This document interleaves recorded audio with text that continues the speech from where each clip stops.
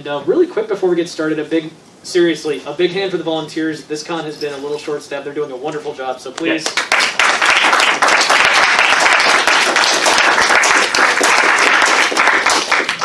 I have a lot of people I know on staff here. They are working around the clock to try and keep stuff moving, so thank you guys all for doing your part. This is huge, and it's wonderful to just be back here doing this again. So, welcome to the Erotica Writing Panel.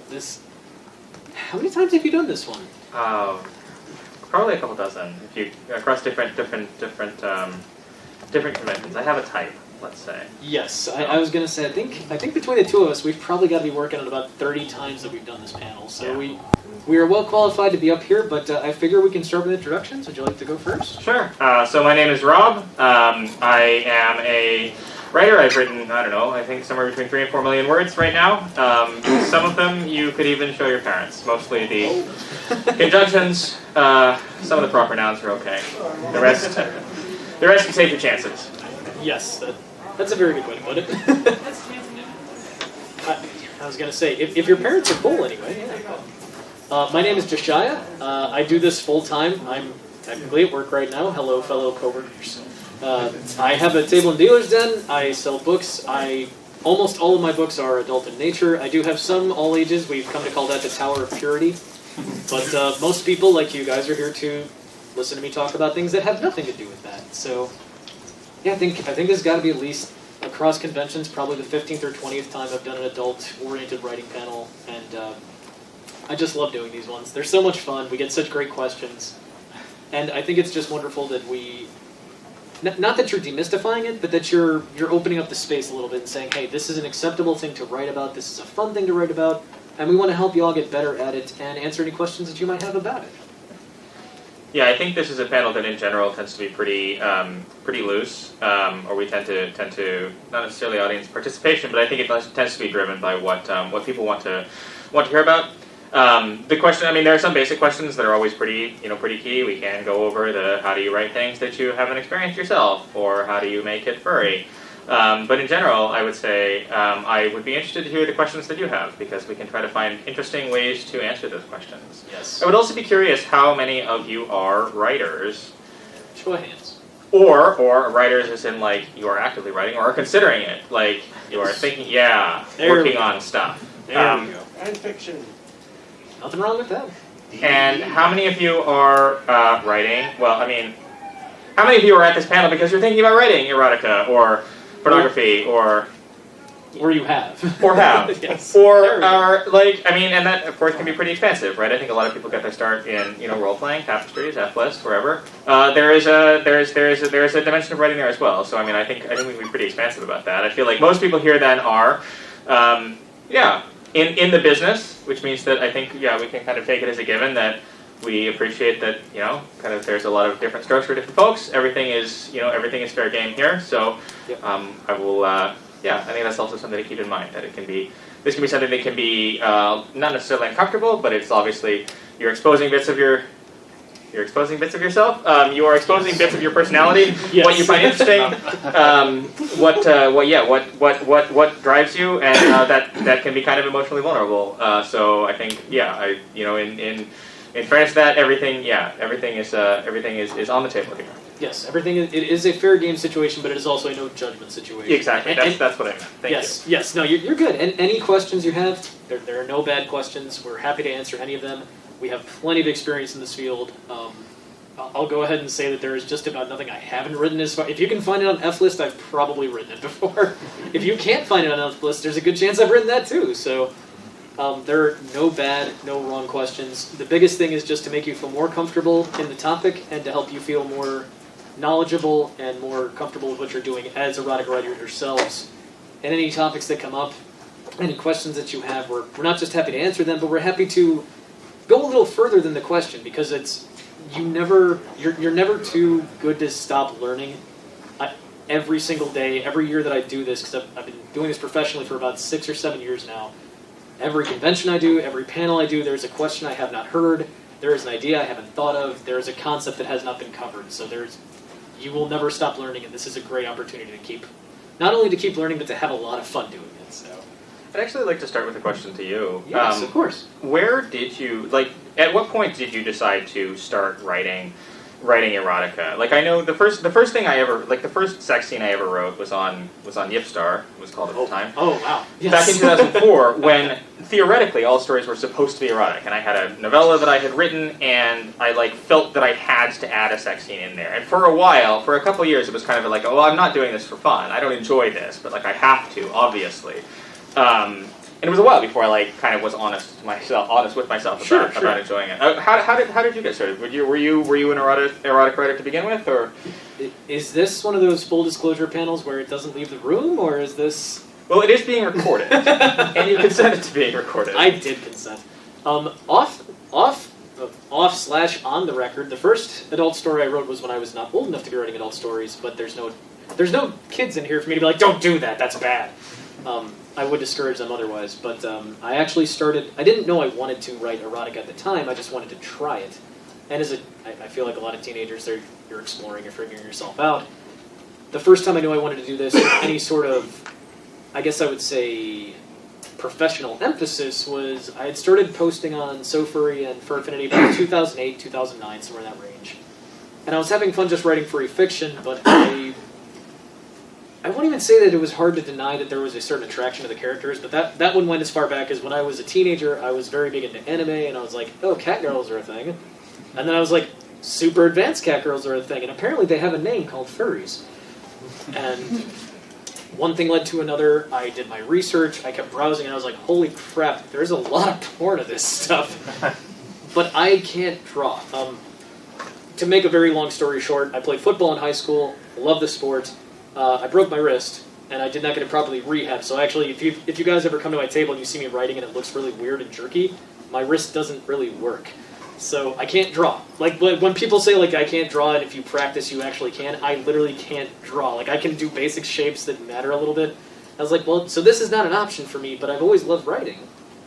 And I've been writing my whole life. I had already been paid to write outside of the fandom at that time.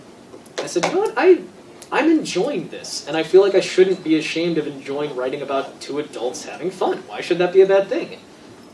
I gave it a try. I put it out there just because I said, why not? And a lot of people seem to like it.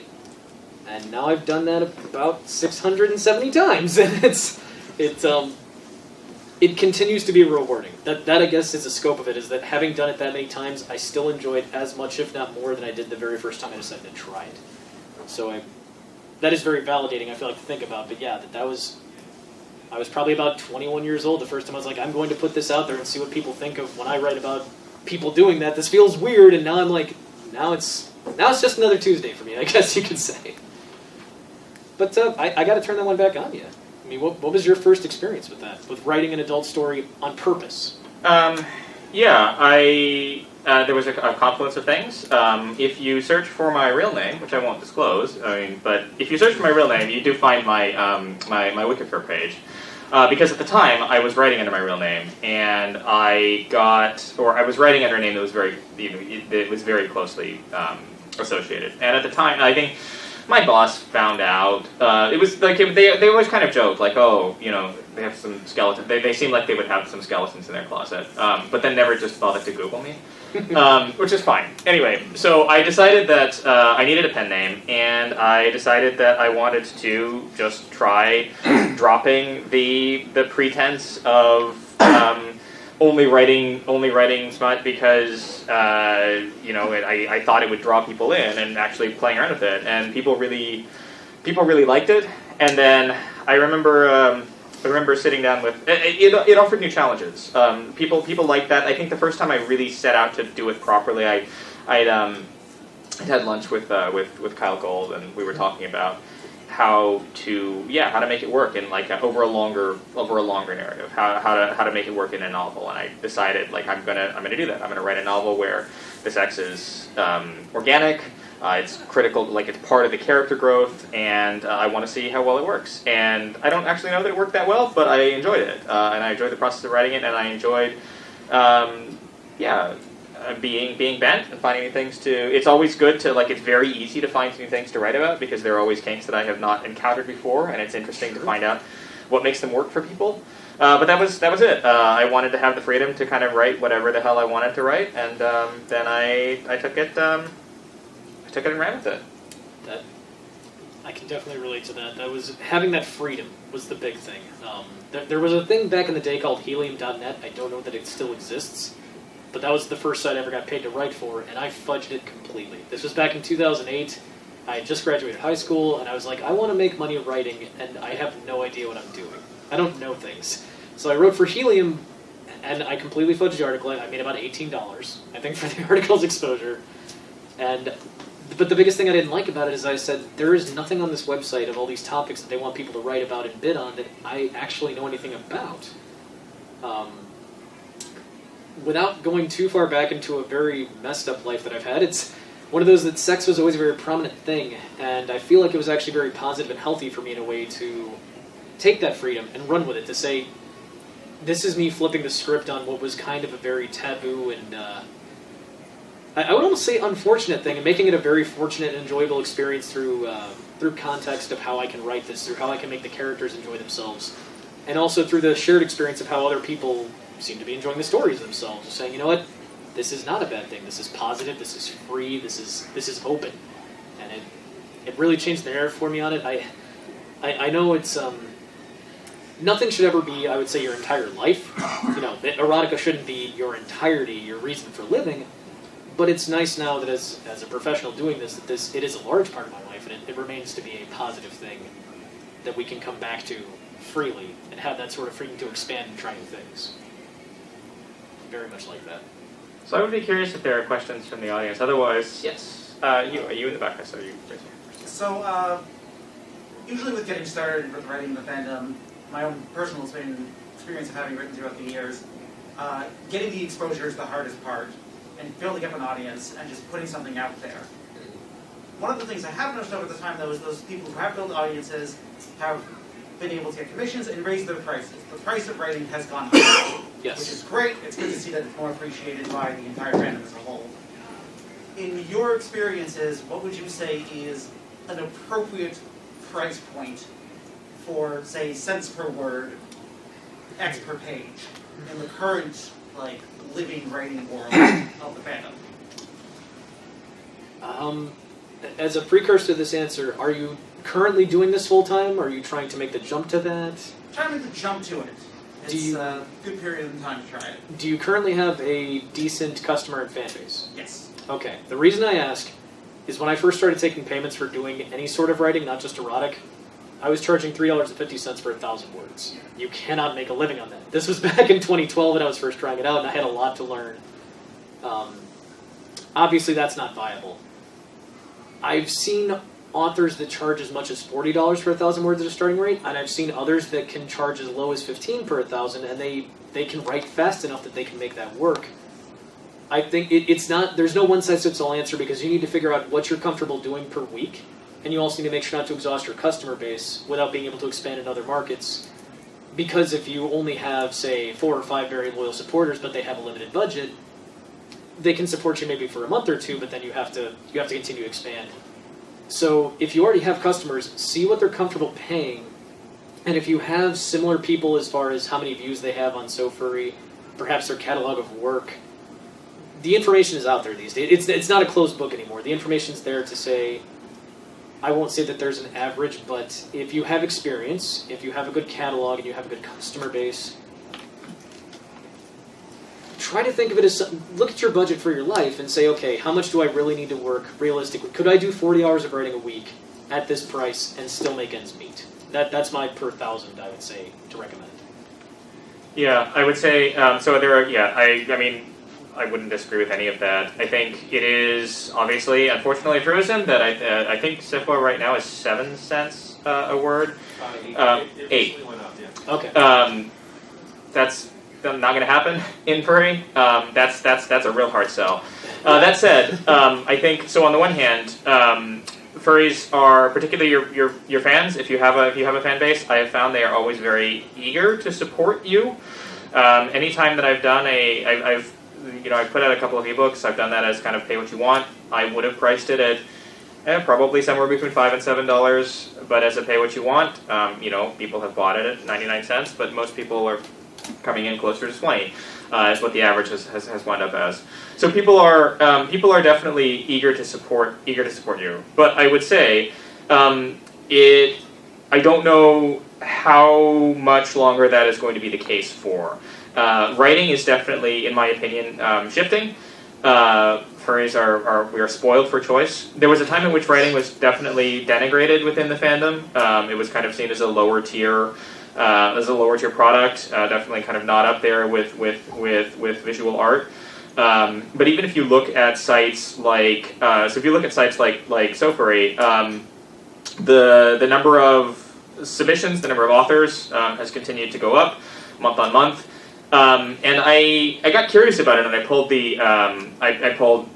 I think 8,000 random stories, 15,000 random stories, and looked at the kind of the reading level, the Flesh and K reading level, and their check the grammar and spelling. The stories have gotten quantifiably better, longer. I think more complex in some ways. I think that so I think furries are spoiled for choice. Most of it free, which makes that a tough sell. I think a lot of times you are going to be winding up monetizing your fan base, which is fine. Again, people are pretty eager to support that, but there is also a huge world outside of furry, and people like Kyle have kind of explicitly made that jump from writing strictly in furry to writing more mainstream, particularly queer literature.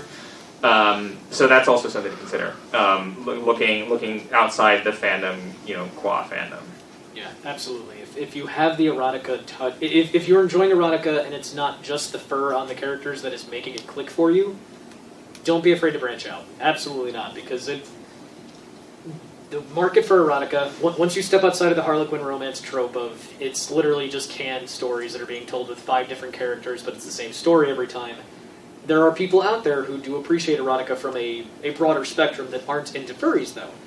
If you can tell the same story without the characters being furries, if you can give the characters life without needing them to have ears and tails to move every time you need a description, don't be afraid to dip your toe in other waters. Don't be afraid to try any sort of other, like human erotica. There's plenty of sci-fi. There's tons of subgenres you could move into. Absolutely. I saw here first, and then you, and then you. So. Just to add on that, there's an author that I read, Cressley Cole. She has a series of erotica. It's all the same world, but it goes 2 characters at a time. But you see the other characters, and that's kind of what got me engaged in it more was, like, there's like werewolves and all that, different ones, so whatever you end up liking. But then it kind of hooks you, and that's what kind of got me. So people have trouble with, like, as you said, like, the whole, like, maybe the fur's not clicking with you. That might be something they can look at. Interesting. So it's the same 2 characters, just in different situations? It focuses on 2 characters at a time. Okay. So, like, one book will have character A and B, and then the next book will have character C and D. But you can also read the series out of order and still kind of be aware of what's happening in the world, too. Okay. I got it. That makes a bit more sense. And yeah, absolutely. Nothing wrong with that approach either. And I think we are getting very close to the stage at which even for erotica will just become mainstream. Like the doors cannot be barred for too much longer, right? At this point, after Omegaverse was big enough to warrant a New York Times story trying to explain what was going on, after the success of fanfics making it into the mainstream. Repeatedly, I think it's really only a matter of time before that even really stops being a qualifier. Yeah, I mean, just looking at it from 5 years ago to now, yeah, it's crazy. Next year? What are your tips on, like, like trying to come up with the erotica when it comes to, like, fan fiction?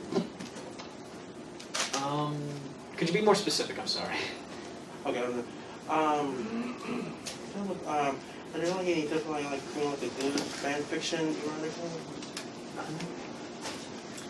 I mean, I think erotica is in some cases at home in fan fiction, because there are a lot of times when you look at 2 characters and you really just want to see them get together.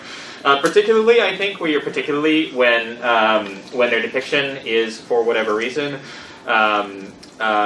deprecates, I would say non-mainstream, but generally I often mean gay relationships. There's that's sort of underserved, and really that is where, that is sort of AO3's bread and butter. Is those kinds of pairings. So I think a lot of it will come from, you look at two characters who have been kind of teased, and it hasn't happened, and you want it to happen. That's a good place to start. But also thinking about characters that you have looked at and I think they would have interesting chemistry with one another. I think I could see this working in XYZ way, and I think oftentimes you will find other people agree with it. You can see what pairings, what's common, what ships are common on something like AO3, which is an archive of our own, is a big fan fiction site that kind of explicitly is explicit. So I think that's also a good place to start. See what other people are writing, because that will tell you what the canonical ships are. Yeah. See what other. I'm sorry. What's it? Adding to that thought on AO3 is if you want to find out kind of the popularity of X pairing, you can search that and you can find the tag for that pairing, and you can see the results. 500 results or 20 results on that pairing to kind of find out the popularity of it just through the metrics of that. Awesome. Yeah, no, that's not a bad idea. I guess what I would chip on for that is if you think about what you want to write. A lot of what erotica comes down to is what you want to see done. If you know that if you have a market you're trying to tap and you want to know what other people want to see, sure, that's one thing. But if you're doing it just for yourself, for fun, don't worry about the logistics of the pairings within a universe. If you want to see XYZ pairing, go for it. If you think you're going to enjoy writing it, if you say, I just want to see how these two personalities would clash, and that does go a bit beyond the erotica aspect, but gosh, I'm trying to think. I don't watch a lot of TV anymore. I'm trying to think of one that I could compare for two characters who would never get together in a universe. But if you have that giant contrast of characters, you just think it would be fun to see what happens if they got sexually intimate? Go for it. Give it a try. There's nothing to say that wouldn't be just a fun experiment for you to give as a shot and see if it works for you, and it might work for other people at large. Just have fun with it, I would say. I saw over here first, yes. Then we'll go back to you. So let me reformulate, because I just lost track. I saw a text message and it's like, okay, yes, that's what it was. So you had mentioned how your introduction into your career and what sort of kick-started. So I have two sort of related questions. Is when you were entering this space, how important at that point was being a reader of erotic literature, or is that something that was involved?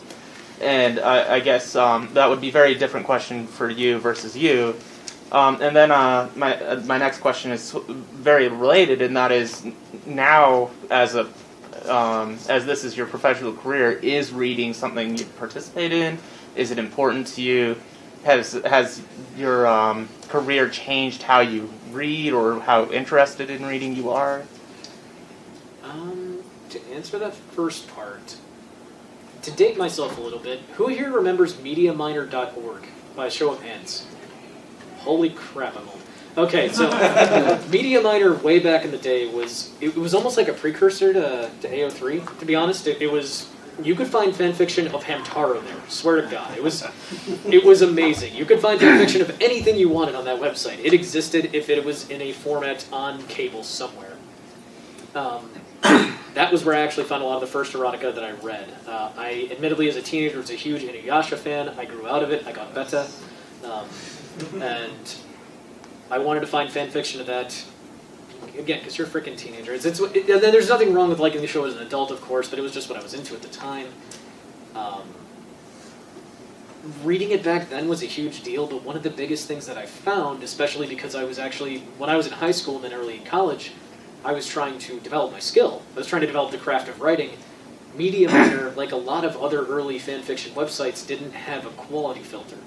People could just put stuff up and you searched by the tag of the characters or the show or the name of the story. You didn't search by... People didn't give out likes and thumbs up back then. It was just the story was out there and it told you how many words it was. There was no quality filter at all. And as I was reading stories, I finally hit a point where I was reading something and thinking to myself, not arrogantly, I can do better than this. I'm just reading it and feeling like I'm reading something that was written by somebody who shouldn't have been old enough to write this. Like, you're reading the skill level and thinking to yourself, the person who wrote this probably shouldn't have legally been doing it. And that was kind of it kicked the switch for me to think to myself, I'm already published on a couple different websites writing things that are not pornography. Reading this makes me want to put better quality stuff out there. And granted, searching for the better quality stuff was what got me to where I am. Getting onto Furfinity and SoFurry, looking up some of the names that I looked up. I guess Kyle Gold was absolutely one of my first steps into it. A good friend of mine, Sarathan, very high quality writer. John Sanders, Jordan Halstead. Their names just started dropping out of the sky that I had no idea existed until I put in the footwork. But reading the people that I read definitely made me better, and it certainly inspired me to take that step and say, can I keep improving my craft to the point that I feel like I'm on such and such level, and then can I keep going higher? Yeah, I would say there are two sides of that. One thing I would say is that I think reading is interesting because it really is a good way of refining your understanding of what you respond positively to. I think particularly in erotica, what you think is hot. It's a good way to find turns of phrase, scenarios, things, ways that characters are blocked, ways that things unfold, what's described, how it's described, how the mechanics are handled. It's really interesting to see how people handle that. I know that there were definitely authors who were kind of formative in my writing, like as a furry. I think back on finding Will Sanborn or Cinnamon, honestly, on Yipstar or on some on Mia here when that was still a thing. And there were ways of writing stuck with me, and that was definitely something that when I was starting out, I probably copied that a little. And I want to say that if I look back on that, I would be like, oh, how could you do that? But I read stories today on SoFurry from people who I know kind of, or who I know follow me, and I can see them borrowing my turns of phrase, and I look at that and I think, yes, good. And so I feel like there is kind of an interesting circle there. I think also the second part of it is that particularly if you're writing kinks or you're writing fetishes that are not normally your wheelhouse, it can be very instructive to see what's talked about, how it's handled, because that tells you what people who are into that are looking for. And sometimes you can break the mold, and sometimes they don't want you to break the mold because tropes exist for a reason. So I think that reading continues to be, at least for me, continues to be very important because it's fun. Yeah, there's nothing wrong with that. I don't actively go out of my way to seek people to read necessarily, but I do like to see what my peers are up to. Sarathan was the first big one. He and I are very good friends. We beta read each other's work all the time. I love his transformation stories. But actually, SoFurry is a great resource because I do like to see, I know Amethyst Mare is a big one on there, Gruffy, big name on there. People that I was afraid to reach out at first and say, oh my gosh, you're really good at this. Where did we get here? Writers are a friendly bunch, and I think it's because we all went through that last 10 years of, like you were talking about at the very beginning, writers in the fandom being kind of, not quite second-class citizens, but certainly as creators, put on a pedestal lower. And we are indeed a friendly bunch that if you go out and actually actively read each other's work and comment on it and talk back and forth a little bit, there's a lot to be learned, a lot to be gleaned from taking a look at other people who have... You don't just carve a name for yourself by accident. You do not just get to a certain amount of views, a certain amount of work, a certain amount of books done by fudging it. There has to be quality or else it dries up.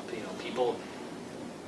You can't keep doing the same thing poorly forever and make progress. So if you see those names out there, absolutely, don't be afraid to look at a name and say, I've heard of this person.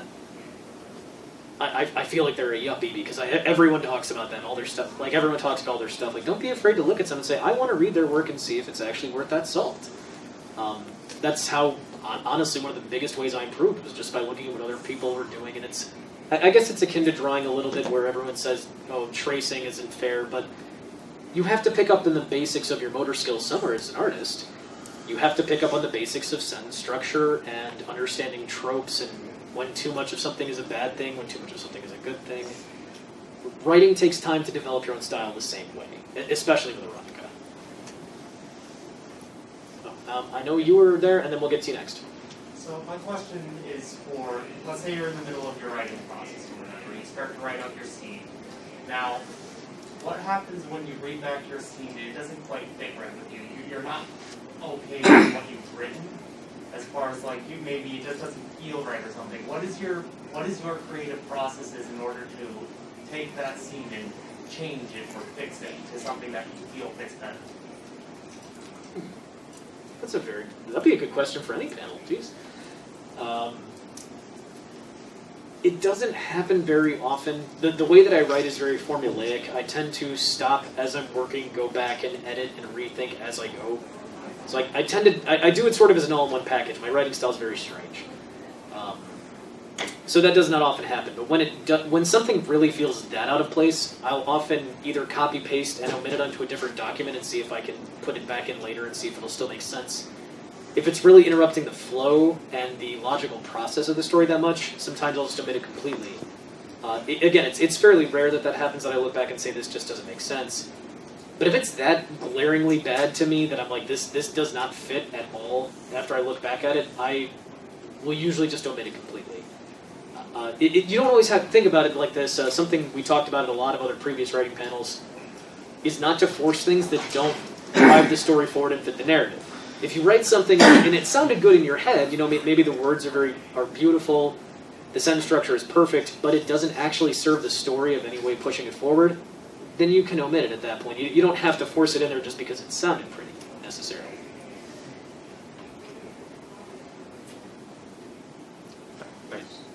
Next. We'll come back to you. Back there. So it was you who mentioned shifting from short stories to novels, and Josh Shia, I think that you also have written longer form works. How do you both see, like, it's very easy to imagine an erotic short story, because you can get to the point, you might say, very quickly, but how does the pacing change? Tell me about pacing a longer form work, I guess that's what I'm saying. Very good point. Very good point. Do you want to open this one? Yes. So I would say there are a couple. So generally where sex scenes happen in your book are where they would happen in any other novel. They just kind of fade to black. And there, I think, are generally structured around important character beats, ways in which you think that an intimate scene would advance the story, would reveal more about the characters. I will say before turning this to Josiah, who I think will have more interesting things to say about it. Two things.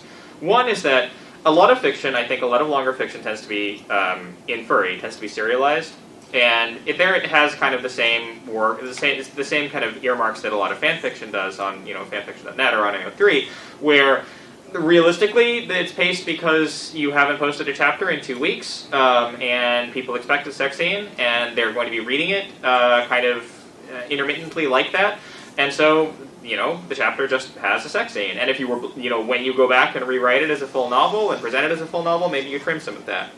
The other thing I would say is that there are formulaic ways to do it, and I will admit that I am shamefully unfamiliar with them. Romance novels are very formulaically plotted. I enjoy reading romance novels, but I have not ever bothered to kind of break that down. I know that it is broken down. I know that there is a very clear structure for how traditional romance is blocked, and where the sex scenes appear in traditional romances. And I would suggest that's also a place to start, is see, because I know that's been written about. I know that people who are much smarter than I am have written about that. Yeah, the Harlequin stuff, I learned about that when I was in college. I talked to a man, his name was John Desjardins, very hard last name to say. He was a professor of mine. I had him for radio programming and for intro to journalism. And he was a published author, but he was teaching college because he was bored. Great man, but he completely demystified a lot of the industry for me of, right when I was starting to think about trying erotica for fun and then perhaps for profit after the fact. He broke a lot of that mystique for me of saying, that's formulaic. He said that there is literally places where they just have 20 or 30 of the same people telling the same story. They barely change the locations, barely change the names. And I thought, that can't be right. My mom has like 40 of those books. They can't all be the same. So then I actually sat down and read them.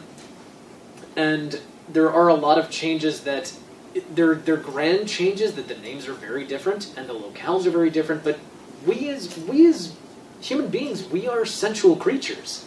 There are certain things that just appeal to a broad spectrum of people. You know, everyone talks about long walks on the beach, but how many times have you actually walked on the beach at sunset and had it that perfect temperature where the water is soothing on your feet, but also the breeze is soothing on your head and it's not too warm? It's a very fun experience.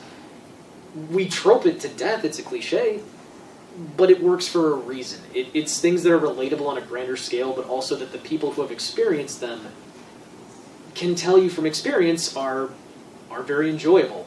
My favorite thing to discover in erotica was reading stories where I could tell that the person writing it clearly hadn't had sex before. You read the story and you're thinking to yourself, this person has clearly never gone through the mechanics of actually physically having sex, because what they're writing, it's not the grandiose version of, like, say, size play, where they talk about, like, oh, and they're the 3-foot-long genitals that are pounding into the womb, and it's like, well, that just doesn't physically work, but that's your kink, so whatever. I'm talking about the ones where you read it and you're like, you don't actually know where the plots even necessarily go. You don't even necessarily know how this works as an action. There is no shortage, I would say, of methods to educate yourself on the formula, but as far as getting to the end point, you brought up a very good point. Depending on the situation you get yourself into, if you want to do this for other people, people create an expectation for you. And that's not dangerous, but I try to avoid that because I think the first story I ever wrote was 17 chapters in before anybody had any actual sex, like the first erotic story I wrote. Because it was paralleling my life at the time. It was one of those that I was like, well, I haven't had sex, so clearly the characters can't have sex. That doesn't make sense. I didn't know what I was doing at all. And as an adult now, of course, doing this professionally, if someone says, here's 5,000 words, they have to have sex 3 times in these 5,000 words, I can make that happen. But there's no backstory. There's no plot. There's no room for plot at that point. No plot. Yeah, well, seriously, we used to do panels about the difference between erotica versus just outright smut. And erotica we tend to visualize that as... plot, at least. Yeah, we usually visualize erotica building a plot. I would say that there is, to answer your question a little more concisely, there is no wrong way to get to the end act, necessarily. But certainly, if you're not in a position where you don't have to rush it, don't rush it. Do your characters the service of letting it happen how it should happen for the characters. I know everyone doesn't talk to their characters, everyone doesn't necessarily hear the voices in their head. But think about your story as an overall piece. Does it serve the characters for them to have sex right now because your audience wants them to? Or does the story make more sense because this was the situation, this was the time, this was the moment that made sense for them to have this connection? In real life, there isn't an audience around you of 50 people saying, you need to have sex today because it's on your Patreon. And you said they would have sex today. It doesn't happen that way. So think about it as a realistic point for your story that you're writing of, when does it make sense for the characters in that universe, in that plot, to have those intimate connections? Don't just do it at other people's demand if you can avoid that, I would say. Okay, we have here, and then we'll go to the back. Yep, go first. Okay. Kind of thinking thoughts on using euphemisms to refer to body parts versus just outright saying it, i.e., his manhood versus his penis. What are you comfortable with? Genuine question. There's something to be said for your reader's level as well. Who you're writing for. Some people will appreciate if you try to be a little more flowery with the language, I feel like, that they might say, please don't just say his Johnson, because that sounds very rugged and rough. Kind of lowbrow, I guess you could say. But also if you're writing for one person in particular, like a customer, get a feel for what they appreciate. Some people prefer just the straight up anatomical talk. Some people prefer it to be the manhood or the treasure or any number of different synonyms we could come up for with this. I'm not sure what your experience has been with that, but... Yeah, I mean, I think also there are different... words have, English really has no synonyms, right? All words have... They mean subtly different things, and they feel subtly different. So there are definitely words that I personally use in some stories. There are times when cock is a much more appropriate word. It's a feeling question, right? Like it comes to how the scene is written, whether it's how coarse the scene is. Sometimes if there's a reader request, then and they want to see particular words, they don't want to see particular words, that's a little different. But if I'm writing a very rough-edged scene where somebody's just being, fucked against the wall in an alley, then I'm not really gonna there's going to be relatively few mentions of like manhoods. Whereas if it is a romance, if it is something that is I'm writing in a fantasy setting and things are a little bit more flowery, and things are slower and the characters are more intimate and more gentle, then the words change. I think that also plays a role in it. Absolutely, and it does come down to sentence structure as well. When you write using sentence structure as a technique, sometimes you will have stories where there are paragraphs of flowery description of very much we're going to use grand words, we're going to be very verbose, and then you have other stories where again to emphasize how rough the act is, how aggressive the act is. Shorter sentences, quick bursts of words, very, very aggressive actions in the story itself can do a great job of setting that scene as well of which tone are you going for? Are you going, like you said, is this up against the alley hard as hell, or is this the envisioned, I can see the drapes in the corner, we're laying in the bed, the sheet is just perfectly covering us, so it's like PG-13. Which mood are you going for? It makes a big difference as well. There was the one in the way back, and then we'll come to you next. That was very helpful. Good. You're welcome. You mentioned a few different sites for posting fiction. Are there any benefits or any things to be aware of, like comparing sites, different sites with each other? IoT superiority. I was going to say, I know your answer, and I think we're probably on the same page, but go ahead. I mean, it really depends. I think particularly in furry, I think SoFurry is the furry writing site. I am on staff at SoFurry, so I'm slightly biased there. So things to keep in mind: different sites tend to have different focuses, or at least to some degree. Again, AO3 is a fanfiction site, so the content there is going to be a little bit different. I would say that within furry, I believe there is printed fiction on Ink Bunny. That is a site that tends to have a reputation for focusing in particular niches, which are not necessarily if that is not your niche, you're liable to have a harder time being read. SoFurry is the site that I understand the best, and I'm happy to talk with you about it in terms of how posting there works, how the tagging system works, because how you tag things is really important for what your readership looks like. There is a positive correlation between the number of tags and how many views or how many comments or how many favorites a story gets. Understanding which tags are popular, why they're popular, understanding which tags are have been sort of owned by a particular author, because there are definitely places, and I feel like you're actually probably one of them. Really? Authors who I think TF is something that has sort of. I won't say that it's necessarily fallen out of favor, but early furry was a lot of transformation stuff. Yes. There was the Transformation Story Archive. I think that has changed a little bit, but I see your name. I see your name there a lot, and I think that I have a feeling that you're kind of there. Maybe Callan as well. Callan for sure. Yeah. Things like if. Feral quad stuff. Thacker I think has a pretty solid lock on that. But yeah, I would say SoFurry because the tag system is pretty comprehensible and has a direct. It's pretty easy to see how that links you to your readers. For Affinity, of course, is a much larger site. I mean, it's the largest furry art archive by I think a order of magnitude in terms of how much traffic and how many submissions it has compared to the other sites. So it's possible to get a much larger reader base there, but I think it's a lot more work, and the formatting is a little trickier. Oh, the formatting is a nightmare. Let's lift the curtain for a little bit while we're talking professionally. I've been posting on SoFurry regularly for about 3 years less, I think it is now, that I've been posting on Fur Affinity, and I have more views, more favorites, and more followers on SoFurry in 3 years less time. So that Sofuri caters to writers much better. A lot of it comes down to, frankly, on Fur Affinity, your top bar is the recent art, and then below that is the recent stories. On Sofuri, they're side by side, and this sounds like a very small thing, but holy crap, does it make a difference. Just having them side by side, people make a much more conscious decision to go for the stories. You can't really browse the stories. There's like also- you can browse recent art either. So for I'm sorry. You just get that small section.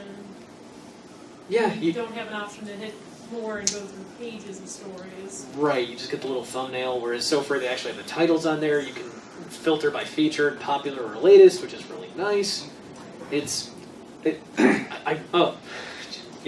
Well, it's also true that So Furry was a writer site to begin with that later decided to add art, where the others have been primarily art and writing is kind of an afterthought. In fact, when So Furry decided to support art as well, a lot of the writer base there was worried that allowing art would turn into a camel's nose scenario, and fortunately it does not appear that that's happened, but it was a concern. And I believe, if I'm not mistaken, So Furry was kind of the successor to Star, is that correct? Pretty much directly, I think, yeah. Yeah, it took over from, So Furry was, or Yipstar was started as sort of it was the Yippie Story Archive, hence Yipstar. It was sort of started to supplant Miavir, which was a site that archived, or that linked to stories that had been held elsewhere, which meant that by 2002, 2003, most of the links were dead. But Yipstar became So Furry when it also subsumed Furrag, which was Osfer's more curated, really, it was a very high quality site. But yeah, they kind of merged at that point, and then it became a more general purpose site. Yeah, no, I would recommend to anybody who does want to post stories, I would say So Furry first. There's a reason my business cards don't have my FA on there. If you look up my name, my FA will come up. So Furry will come up first because I like it better. Ink Bunny is frustrating because they have one of the best story reading clients and one of the best story posting clients, but yes, as it was mentioned, if the niche that everybody knows about that associates with Ink Bunny is not your niche, people may believe that it is. I developed a very large following there very quickly and discovered it was because I write erotica, so as a general rule of thumb, I say, of course, all the characters in these stories are over the age of 18. I found that people reading my stories were pretending otherwise, and that was going to attach me with a bit of a reputation, so I immediately stopped posting there. And, again, I'm not a judgment kind of person. Things in fantasy are your business. I do this professionally. I have to be very careful about the things that I say I'm willing to do and not do, especially living in this state. You have to know what is acceptable to write about and not write about. So Furry is, as far as of those being the big three, I guess you could say they are at the moment, I would recommend that first and foremost as a writer. I would say Fur Affinity is the second just because of volume. Volume is a big deal. Volume is absolutely a big deal. As a tertiary market, I would almost say take your stuff, package it for Kindle, and put it on there for free. Because that is a huge reader base as well. And I'll be honest, knowing as much as I do about the review process, they don't give that much of a shit. I've seen things approved on Kindle that they say, we have to review this for 72 hours, and I think, you didn't give that 72 minutes. I don't believe you. So, I would recommend that as a third. Was that a quick comment? Or? Oh, it was a full question. Okay, so we had back here, and then you'll be next. Okay. Where do you begin when you start trying to maybe take commissions with erotica, take commissions with your writing? Oh, this. Okay. Sure, I'll admit I'm spoiled. I fell into a good crowd in furry, I guess is what I would say. This was when I was starting to take commissions professionally. It was about 2012, and I got lucky. I'll be honest. That's a big part of it. Is there were people with thousands of followers that thought that the stories I told in person about my own life were hilarious, and they started telling other people on Twitter, "You need to pay this guy to write stories for money." Completely organic. Couldn't duplicate it again if I tried.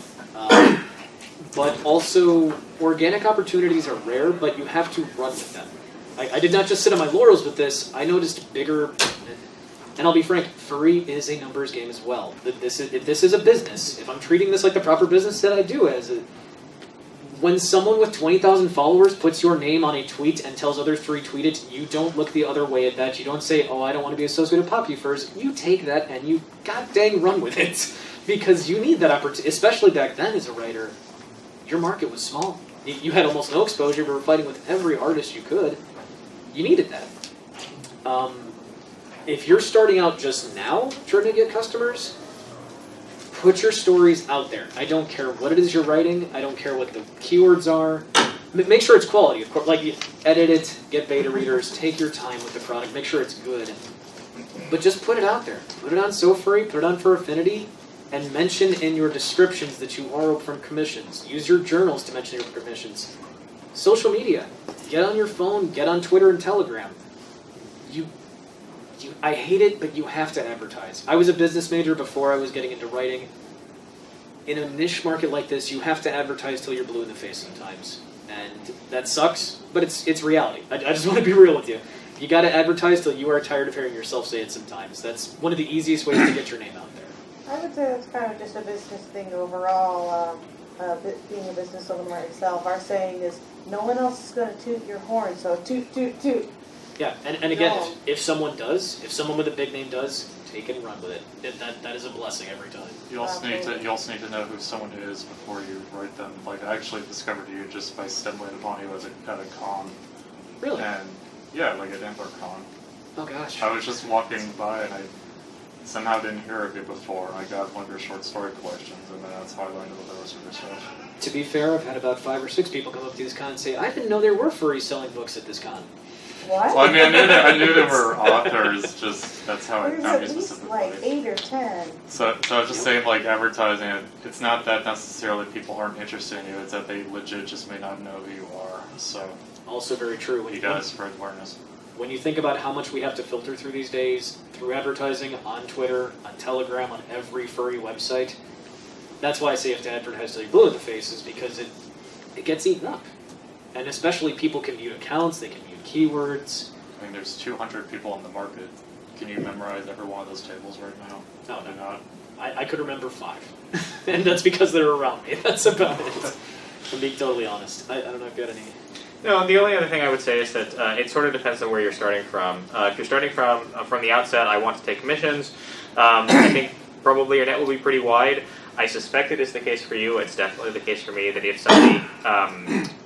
commissions are not my bread and butter, but like if somebody comes to me with a commission request, it's almost certainly because they know you tend to write this kind of story, and I would like to see this kind of story, but with these specific characters in this specific setting. And so I don't think I've ever had anybody commission me for something that I was like, I don't really know how I'm going to approach this. This doesn't feel this is completely out of my wheelhouse, because they asked me because my wheelhouse is full of knots. I mean, that's how they got there. So that's I would say that that also probably changes things a bit. It does. It does. The reason I recommend you put stuff out there to begin with is that people, it's like your own portfolio. It's you putting your stuff out there and letting people know what you're good at and what you would like to do. And I would highly recommend as well, if you can, to stay in that wheelhouse, because I have had some very bad experiences when I was younger and much more desperate to make ends meet of people requesting things that as I got to the middle of it, I was saying to myself, I'm really not comfortable with this, but I've taken money, I've gotten a contract, and now I'm going to hate myself for this later, but at least I get to eat tonight. Yeah, avoid that trap at all costs if you can. Respect yourself, respect your comfort levels, and figure out what you like to do is a good place to start as well. So here and then here, I believe. My question is, I guess, if you're exploring a kink or whatever, for the people in that group, like just writing about that thing is erotic, without necessarily anything erotic per se happening in the story. Is there, like, you know, you basically just chew the scenery with that kink, and that will get people wherever they want to go. Is there a way to handle that, or do you have to actually like package it with a romance or an erotic type plot? would say no, not necessarily. There are definitely, I would go so far as to say, lifestyle kinks out there that the story itself doesn't have to have a romantic emphasis or even a climax scene necessarily. Just the fact that it's about a certain topic. My God, we just got through No Nut November, everybody's favorite made-up month, and and the number of people I know who it's just everyone's in chastity around me right now, and that's super hot. No one's doing anything. It's the fact that they're not doing anything is that people find that enjoyable and erotic. So that's why they have November. That's Yeah. number one. yes, they have November now too. I love how we've taken every month of the year and co-opted We to evolved some, it, to yes. some fetish, but yeah, I would say it's not inherently necessary. I don't know if your experience it has been, but I can think of at least a couple examples like that where it doesn't have to be it has to have a plot or romance or a sex scene even to necessarily count. Yeah, I would agree. I mean, of course, it depends on it depends on the kink. Like it depends on what the interest area is. But yeah, it doesn't necessarily have to be traditionally paced or have traditional elements like that. There was like a series I read of like chapters, and it got up into the 20s, and I just kind of realized it's like there's no ending to this. It's just whenever the person feels like writing something.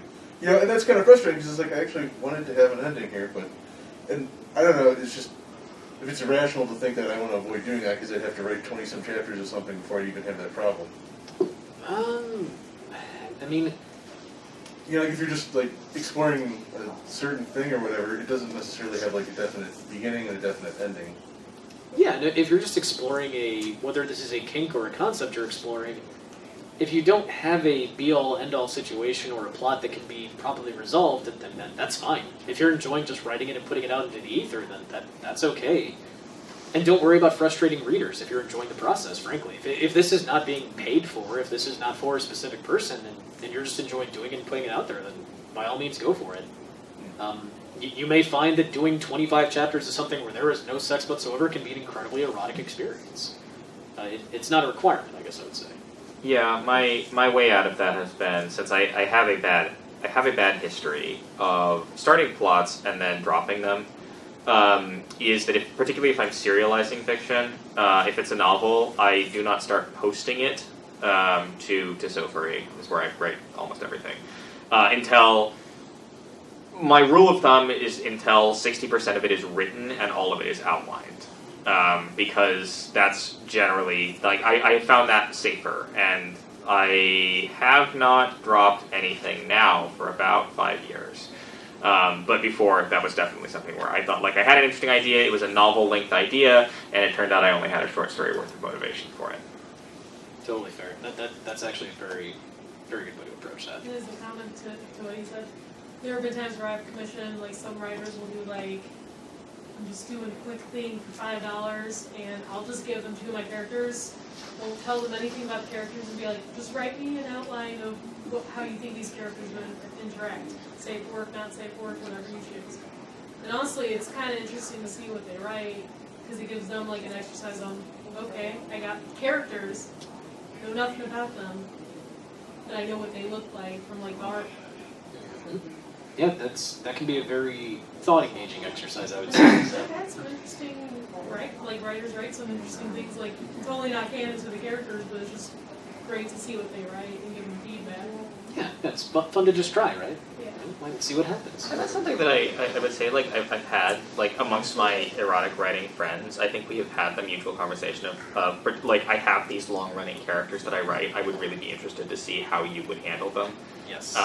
I think I've had that conversation probably 4 or 5 times now, where kind of, mutually, like, I would really be interested to see what you do with this setting or these characters. Yeah, no, I have a character, a Doberman named Zach, who is more famous than I am at this point. Exactly for that reason, because everyone's like, I love Zach as a character. I'm like, why? He's a total asshole. But everybody loves him, and they want to see what other people would do with him as a concept, as a character. It's not an asshole. He gets permission from Mabel. Usually. What was the question? Yes, so you sort of teased that you might have a pretty broad answer to this earlier. Sure. But I wanted to touch on certain subjects that are, like, say, controversial, or writing about things that in reality aren't permissible. I've seen quite a bit of, this is just one example of all sorts of things, is I've seen lots of authors in a certain paraphilia that write about pausing or, in the HIV community purposely. So things that in reality would be very morally wrong or, just, or perhaps outright illegal or illicit. As an author, are there any concerns that one has as a professional author about approaching topics? Do you have concerns about obscenity? What kind of things is there an awareness of that we need to have as potential authors or authors about what kind of limits we need to have? Not that we want to have, because of course there's lots of things that we don't want to write about, but what are things that we need to worry about? Very good question. As far as obscenity is concerned as a filter, and I want to start by saying I do not endorse anything. I'm just going to cover my ass at that because I have a lot of lawyer friends. I don't endorse anything I'm about to say. What you write for yourself is your business. What you feel comfortable writing for yourself is your business. What you write for other people is a different story. Where you live, review the laws where you live, because creative liberties can go a very long way, and I'm aware the likelihood is not there that you're going to get in trouble for writing something for your buddy Fred that had some messed up content. But protecting yourself is always number one. I always tell people if there is a possibility that you can get in trouble for what you're going to write if it got out into the public stratosphere, don't do it. Just don't do it. Don't take the risk. As far as obscenity on a personal level, it can be a very engaging thought process to write about something very profane. To write about something, like you were just talking about, like doing something so horrific. I can understand where emotionally that is a very engaging process. Like I said earlier, don't ever push your boundaries too far. Don't let people talk you into writing something you really don't want to write or don't feel comfortable with. The line comes about when it becomes, again, legality issues. Like we were talking about with Ink Bunny earlier. The way that niche is associated is obviously underage stuff is not okay, but for a writing exercise for something that is just generally profane or obscene, or maybe the character is doing something really, really evil, I can't give you a straight up yes or no answer to yes, this is okay. We'd have to go down a very long list of things one by one of yes, this is okay, no, this is not. But so much of that is going to be up to your comfort level as a person. If it's thought-provoking for you as a writer and you just want to do that as an exercise, I see no issue with that. I think that can help you grow as a writer and also find what your boundaries are. But again, as soon as you involve other people, other people's characters, or anything involving a financial transaction, you must be much more careful. So. Yeah, I would say on the one, I'm going to say it's a frustrating question, and I don't mean it's frustrating because you asked it. It's a frustrating topic, right? Because at no point in Agatha Christie's career did her publisher or anyone else pull her aside and say, hey, this is like the 60th person who's gotten murdered in one of your stories. Do you want to talk about this? Yeah. Are you okay? But as soon as it comes to sex, then people become there's a moral problem here, and I think that's tough. That said, I would say that kink can definitely be handled responsibly or irresponsibly. A lot of the discussion around 50 Shades of Grey, I think, touched on the degree to which it depicted the BDSM community or BDSM as a kink responsibly. And I think that is something that authors should keep in mind. I can look back at some of my earlier works or some things that I wrote five or 6 years ago that I look back on now and I'm not super comfortable with, and I've changed or removed. Not all the time sexually, but sometimes. At the same time, I trust that my readers are consenting adults. They understand that, if I'm writing a non-con or a dubious consent story, consent is not held with the characters because the characters aren't real people. Consent is held with me, but also for the reader, and the reader understands that consent in that case has been granted there because that's what they were getting into when they read the story. In that sense, I think it's important to tag appropriately. I think content warnings are extremely important, particularly for erotica. because that helps people filter things out that they're not comfortable with. And comfort level is entirely personal. And that's not a problem. That's perfectly acceptable. In my opinion, it only becomes a problem when you believe that your comfort level should be other people's comfort level, and that goes both ways. Both the sense of like making other people part of your kink, which we have whenever puphoods exist in discourse at furry conventions, which I'm not sure they have at this MFF, but I'm sure it's just a matter of time. Or when it is a I don't think you should write this. I don't think this content should exist. My general sense is, my readers are consenting adults. I trust them. Yeah, that is a very good point. Respect your readers. Respect who's going to read that. I like to think of, as a broader answer, I like to give it what I call the closed door policy. What two consenting adults do behind closed doors, as long as no one is being harmed and everyone's consenting in that moment, is their business. I don't necessarily need to know about it unless they're paying me to write about it. So, yeah, I would say that's absolutely a very good way to put it, is the reader is consenting and you have to respect their intelligence a bit. But also, again, respect your own boundaries as well. Don't let yourself be pushed into something that you're like, at your core, you are not comfortable doing. People will know. People will know. It affects the quality of the story itself that's been written. And speaking from personal experience, it sticks with you as a thing that you're like, I'd really rather not do that ever again. So. To add as a comment to that, an author I read recently, Rena Kent, she actually started putting, like, and she doesn't write, like, furry stuff or anything, so it's becoming more mainstream to put, like, when you go to buy her books, it has a disclosure that, like, it's, what it sounds like you're describing is maybe, like, the dark fantasy genre, where it is the more taboo stuff, and she, like, puts multiple warnings. And it actually shocked me to actually see that, because that's usually something you would see, like, in a tag system, like I said. But, like, you do write, like, doing that, like, a professional disclosure, and it's not a bad idea. And, like, list, like, what it may be, or how she words it. She's like, my books are not for the faint of heart, if you are not in the right headspace. Like, she even includes, like, some resources if, like, you end up reading it and then it ends up being something that you can't handle. She includes, like, the resources, which I just think is that's kind of needed from, like, the author standpoint. It is. I've seen that on a lot of stories on SoFurry as well, actually, people putting disclaimers in the description. Yeah, and I think, so on SoFurry there are definitely, SoFurry has 3 content levels. We have an all ages content level, an adult, and an extreme content level. There are certain tags that we consider mandatory extreme tags. And it's possible to filter all content. Like, it's possible to say, I don't want to see extreme content. And so there are tags that we consider to be mandatory extreme. That's an old system. We've been doing that for years at this point, probably 10 years, probably since SoFurry launched.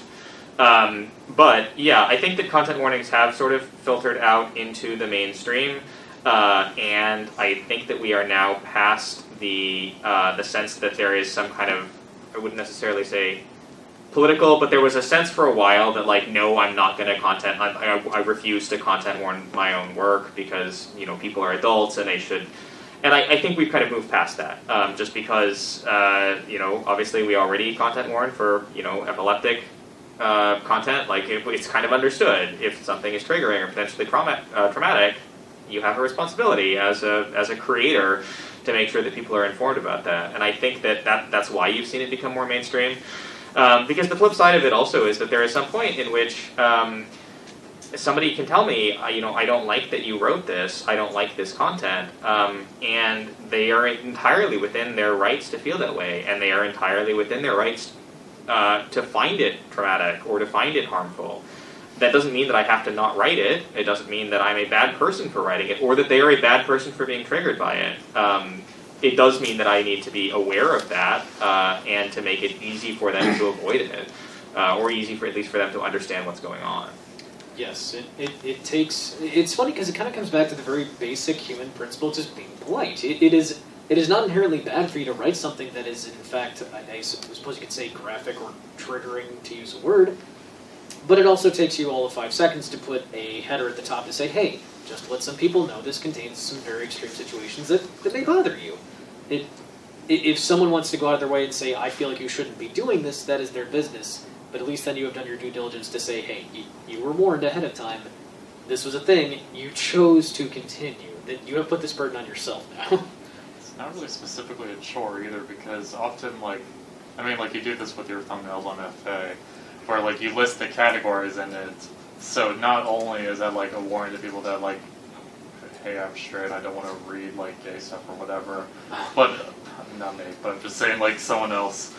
But also, it lets them know what categories they're interested in. So, like, one person may see, like, warning, like, masochism themes. Another person will be like, oh, wow, I'm going to look at this more closely now. Well, and if I mean, now that I think It about seems like a win-win situation. It is. It helps everybody, and now the more I think about it, the more I'm like, man, we should do that as a panel for next year. We could spend 2 hours talking about the dichotomy of desire and why it is that people in a non-consensual situation feel like it is empowering to not have control because you're so desired. That there are whole studies about that. I love that stuff. But yes, that is very much beneficial to everybody. Someone way back there. Yeah. Yeah. Could you offer some advice for someone who has more experience writing shorter erotic stories but wants to get into writing more serialized or longer, lasting stories and doesn't know how to do that? Do you have a clear idea of what exactly you want to write about? I mean, beyond erotic scenes, of course. It's more along the lines of I have a setting, a couple settings that I have written down, and I have different ideas of characters, and I've never had the experience of actually writing a longer thing, and I've only done shorter things that I've written. And Okay. I've had good feedback on those, which is encouraging to multiple people, but it's never been something that I'm like, yeah, this is something that's good enough that I could create a network of character relations and create a compelling setting and everything. I don't know how to get started with that. Totally fair. I would say if you so it sounds like you do have some framework of a setting, though, correct? Yeah. What I would say, this is actually the first erotic novel I released, Tales of Valoria, the first book. Valoria was a much larger literary universe that I had built.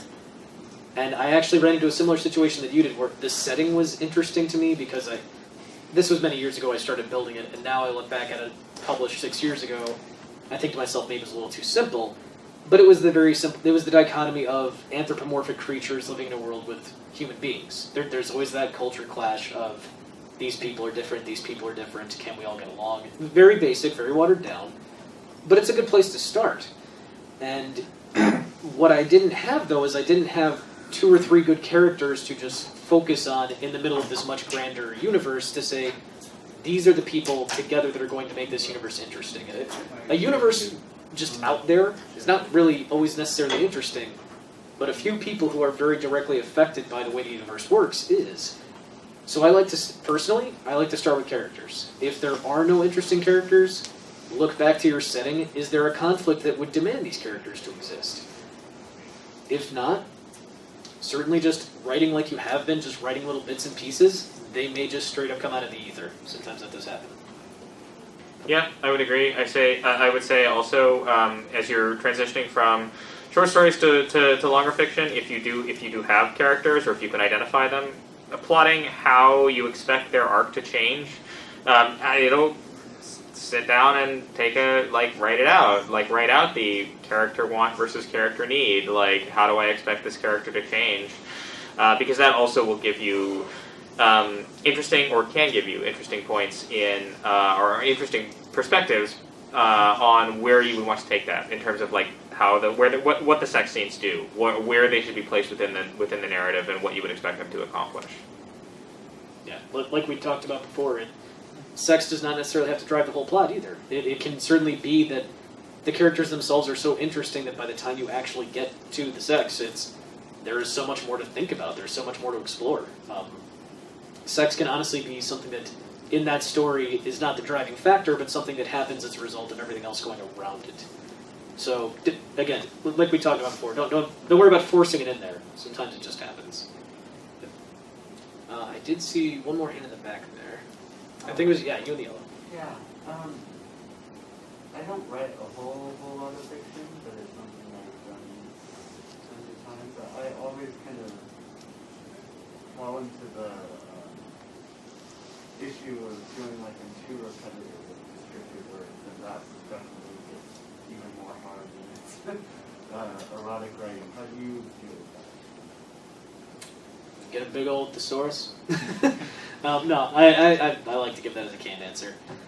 Legitimately, I understand what you're talking about. The nuts and bolts of sexual activity, if you're talking about just a straight up sex scene, yes, it is a mechanical act, so to speak, that to describe it over and over again can become tiresome, which is why my favorite piece of advice to give to people is don't focus on just one part of the act.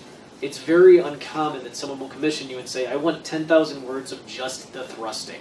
There is much, much more to be explored in the scene than that. But when it starts to feel stale, think about what part of it feels stale to you as a writer, because the reader may feel the same way. If the mechanical action of the characters engaging is feeling tiresome, explore their thoughts. Explore what they're thinking about at that time, how they feel in the moment. Not just how physically it feels, but how emotionally this is attached to them. How mentally, how this is affecting their thoughts. Again, if you're worried that you're too much in their heads, then you can turn it right back around and focus on the physical machinations of that. Variety really is the spice of life in this, and it's about very delicately balancing each part of that story that you're describing. So you're not just spending 2,000 straight words describing the action of thrusting. We know what that is. A few hundred words will usually do the trick. Yeah, and I think there is you will learn that there is kind of a rhythm to the writing itself. Understanding, like, when you're pacing a sex scene, understanding how much of it is how much of it is the foreplay, or how much of it is the setting, how much of it is getting to the point, like getting to the actual sex, how much of it is the afterglow, how much of it is the climax, will differ from scene to scene, because it's what you're interested, like what makes that scene work. There are definitely, there are scenes where, getting characters' clothes off is actually, is significant or important, and that takes up the bulk of the writing, and there are scenes where I have just basically said the clothes are gone now. If you can write a blockbuster that just says somehow Palpatine is alive, I'm perfectly fine with saying somehow the clothes are gone. Because that wasn't important. What was important is, I don't know, whatever came, I don't remember, whatever came next. The words that happened next. Very true. And depending upon, to play with that, depending on how many times these characters have been engaged in coitus before, the very first time you have sex with someone, that might be a very prolific thing.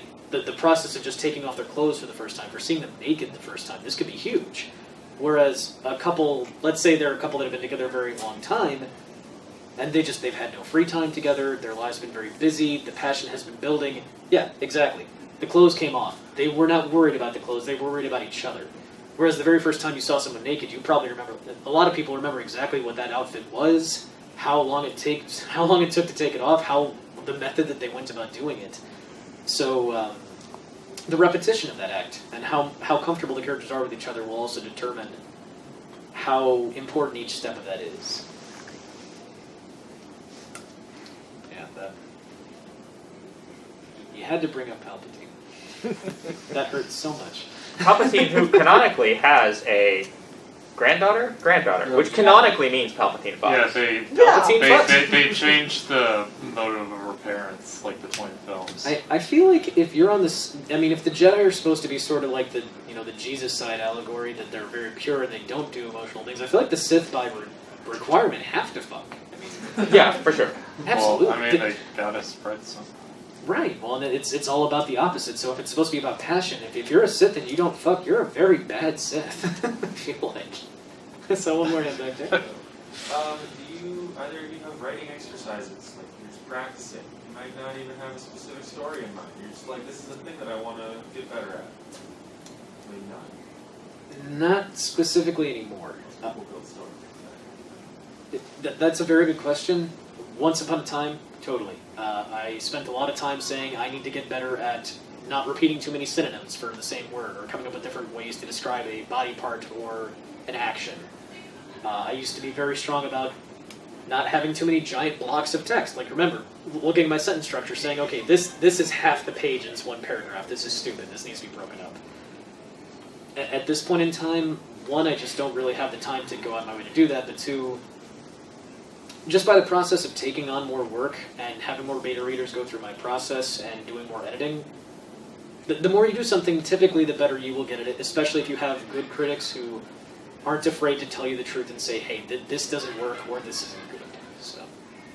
Yeah, I would agree. There was definitely a period of time where I would set out in store, like I would write from prompts. Like I would find prompts and just say, I want to see what I can do with this in 1,000 words. Or I would set out in a story to say, I want to really work on the description of the story. I really want to work on making the place come out in this story.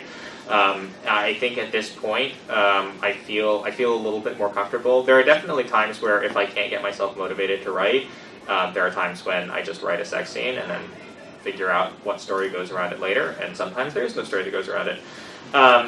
So like that to some extent still happens, but in general, no, it sort of kind of happens organically with whatever I'm writing. Yeah, but there is nothing to say that if you like doing that, don't ever stop doing that. It's a great way to keep yourself sharp. Absolutely. And we are at time, so I think we've made it. You all have made it. You deserve. I have nothing to give you. You deserve to be like Siths and fuck. Yeah. They probably are more like procedural with that, honestly. Oh no! I feel again, if it's passion, I feel like the Sith would be very. The Sith don't have passion; they're just for another. I'm surprised there hasn't been a crossover of 50 Shades of Grey in Star Wars yet, because it's all about passion and a lack of self-control. So, I mean, 50 Shades started as a Twilight fanfiction, so maybe. Yes, if I had $1 for every time somebody asked me, why didn't you just do that, and then another $1 for when I didn't hit them in the face, I might not be here. I might be retired. It's tough to figure out where, and that's actually something that should be covered in a future panel. Like I'm not going to litigate the E.L. James saga, but she was very good at writing fanfiction. Not necessarily at writing, but very good at being a fanfiction writer. Very good at engaging with her audience. Very good at amplifying readers or critics who praised her. Very good at understanding how to get things written, how to get them onto the front page, understanding what that cadence should look like. Very good at building an audience. Absolutely. And that's So it's something because this is not the business writing panel. I feel like that was probably earlier. But as someone who does this as a business, there's nothing wrong, and I do mean this legitimately, because there are some people who this is the reason they have an aversion to erotica in the first place. They feel like it's cheapening what they're doing as a craft. If you have a niche for writing about two people doing a certain thing with a certain kink emphasis, or just in general, and people are enjoying it, and you're enjoying it, there is not a damn thing wrong with that. And I want that to be very clear, that if you feel like you are catering to an audience, there's nothing wrong with that either, as long as you are doing well, and you're enjoying yourself, and other people are enjoying it. There used to be this stereotype, and everyone's heard of it, the starving, suffering artist. Or you can feel the pain in every brushstroke, and they don't ever eat because they're broke all the time, because of course creators shouldn't have money. And there's nothing wrong as well with pushing your emotions out through your creations. That's wonderful. But it doesn't just have to be this long saga of suffering where it's like, well, of course it's erotic because of a previous trauma. It's like, well, maybe these people just enjoy what they're doing, and they're doing a good job of writing about it. There is nothing wrong with that at all. So if y'all are enjoying it, God bless, go out and do it, you know? That is, I think, the best final piece of advice I can give is if you like doing it, you're having fun, and other people are enjoying it, go do it. You don't think I could add anything more to that? I would say, I hope you have a great rest of the con. This is the part where I would normally say thank you for coming, but instead I would say thank you for waiting. Thank you for your patience. But yeah, have a great rest of the con. Yeah, thank you all so much. Silver Gatoman, he bought me a coffee. Silver Gatoman, here is the song for thee. He likes to video all the panels at the cons. You should go and watch them whether they are short or long. Silver Gatoman, you video that's not a jibe. All of you go to his YouTube channel and like and subscribe.